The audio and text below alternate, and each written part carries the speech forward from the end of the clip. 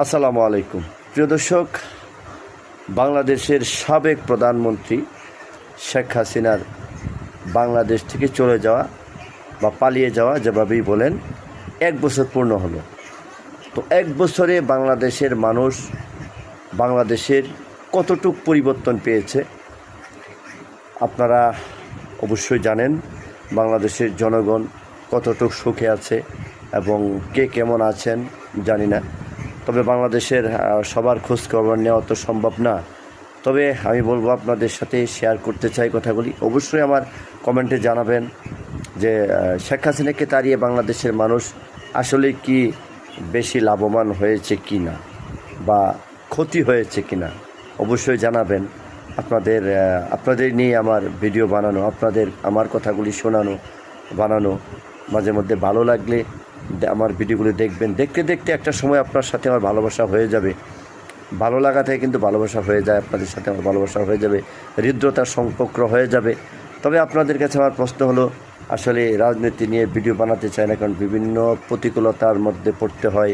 বিভিন্ন সময় হতে স্বাধীনভাবে কথা বলা খুব কষ্টকর হয়ে যায়। আসলে অনেক কিছু সত্যি সামর্থ্য থাকলেও বলা সম্ভব হয় না, বিভিন্ন নিষেধাজ্ঞা থাকার পরেও।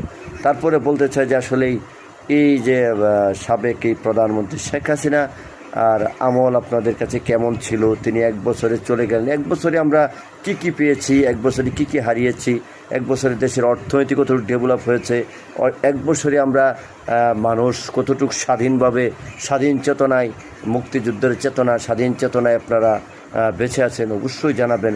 বাংলাদেশের মানুষ কি এভাবেই বাঁচতে চায়, নাকি বাংলাদেশের মানুষ একটা সুষ্ঠু নির্বাচন দিয়ে, গ্রহণযোগ্য নির্বাচন দিয়ে বাংলাদেশের মানুষ নতুন কাউকে দেখতে চায় কি না?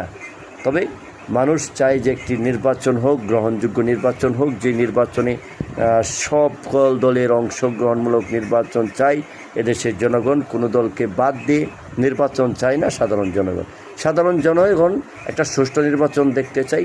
গত 15 বছরে যে নির্বাচনটি তারা দেখে নাই, এই নির্বাচনটি কিন্তু এই ইউনূস সরকারের আমলে তিনি দেখতে চান। যে ইউনূস সাহেব আসলেই কীরকম নির্বাচন দেন, ফখরুদ্দিন মঈনুদ্দিনের মতন কি একটা হার্ড নির্বাচন দিবেন, নাকি একটা রাতের আধারের নির্বাচন দিবেন, সেটাই কিন্তু বাংলাদেশের 18 কোটি মানুষ চেয়ে আছে।